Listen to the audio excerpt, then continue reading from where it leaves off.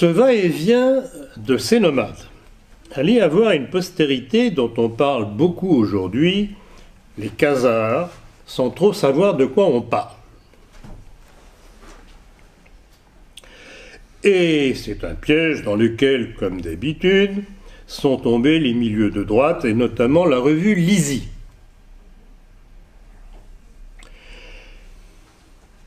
Et en fait, ce fut toujours le même processus millénaire. Chassés d'ailleurs, accueillis par pitié, ils s'installent, prospèrent, s'imposent et oppriment.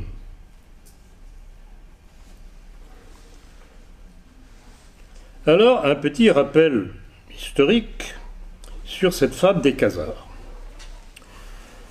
Elle a été inventée par deux juifs, Arthur Koestler dans son livre Le Zéro ou l'Infini, et quelques années plus tard, même plusieurs années plus tard, par un autre juif, dit-on converti, sans doute pour assurer, Benjamin Friedman, dans son opuscule L'histoire des faux Hébreux, les Khazars. Leur thèse est toute simple. Les reproches que l'on fait depuis des siècles aux Juifs sont injustes, car ce ne seraient pas les Juifs les responsables, mais les Khazars. Vous vous rappelez du texte que j'ai cité de Bernard Lazare? C'est la contradiction même. Alors, qu'en est-il? Et comme en toute chose, bon, il faut un petit peu creuser le sujet au lieu de s'emballer. Et voilà ce que l'on peut découvrir. Premièrement, je voudrais vous faire observer que psychologiquement et religieusement, la thèse de Koestler et de Friedman ne tient pas. Seuls de vrais descendants du peuple dit élu, déchu, peuvent avoir cette haine virulente que l'on retrouve dans le Talmud. Pas des convertis. Ça ne colle pas. Et alors, la preuve, c'est qu'un autre écrivain juif contemporain, honnête lui aussi, comme Bernard Lazare, Israël Adam Sharon, dans son livre L'autre visage d'Israël, faisait justice de cette fable. Il rappelait que les Khazars indigènes étaient gouvernés et protégés par les guerriers de la noblesse turque, avec à leur tête le Khan, c'est-à-dire le roi. Durant les 6e, 7e et 8e siècles, ils accueillirent quelques vagues d'immigrants juifs venus d'abord de Perse sassanides, puis plus tard de l'Irak abbasside et de l'Empire byzantin. Les Khans turcs, bienveillants et tolérants, croyaient acquérir en les recevant des sujets utiles, intelligents et diligents, mais très vite ces nouveaux arrivants prirent le contrôle de la Khazarie. Pour un temps, ils conservèrent la façade du règne de l'aristocratie khazare traditionnelle, en plaçant sur le trône des Khans de plus en plus faibles.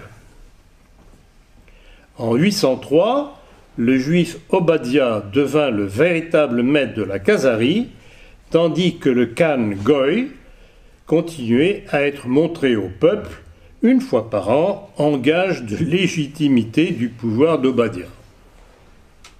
Finalement, le dernier Khan gentil fut déchu et la fiction du pouvoir Khan prit fin, tandis qu'un bègue juif prenait ouvertement les rênes du pouvoir.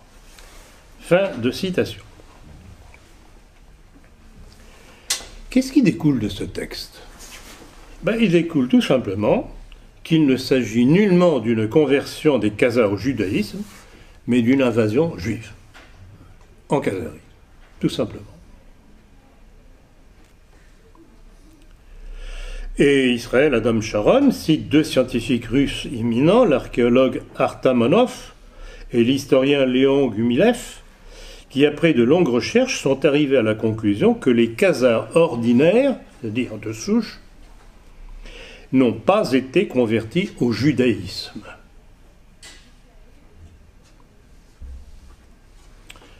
Et Israël Adam Sharon conclut que les Juifs constituaient la classe dirigeante en Khazarie et d'après Gumelef, ils ne partageaient pas les postes de la cour ou les responsabilités avec les étrangers, c'est-à-dire les non-juifs. Les Khazars devinrent ainsi les sujets d'un pouvoir ethniquement et religieux halogène, c'est-à-dire les juifs. Ils finirent par perdre complètement leur pays. Cela ne vous évoque pas quelques comparaisons avec aujourd'hui? Non seulement en France, mais prenez le Kosovo. Bon, ce ne sont pas les mêmes ethnies, mais ce qui s'est passé au Kosovo, c'est exactement la lente pénétration d'une population qui n'était pas d'origine du lieu. Exactement le même fonctionnement. Donc, j'ai tenu, parce que beaucoup d'entre vous, et notamment sur Internet, on me demandait « Mais quand est-ce que vous allez parler des Khazars ?» Ben voilà, j'ai parlé des Khazars, pas trop longuement, mais je crois que ces citations sont suffisantes pour bien comprendre l'escroquerie de la thèse de Friedman et de Kessler.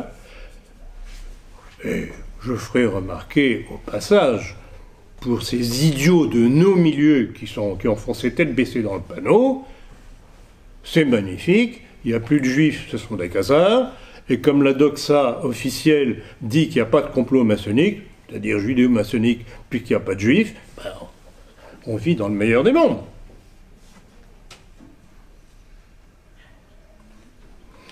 Oui, il n'est pas nécessaire d'insulter l'adversaire. Il faut simplement le démontrer tel qu'il est par ses propres textes. Et qui plus est, quand on a des juifs honnêtes qui vous disent eux-mêmes « ça ne tient pas la route », c'est encore mieux.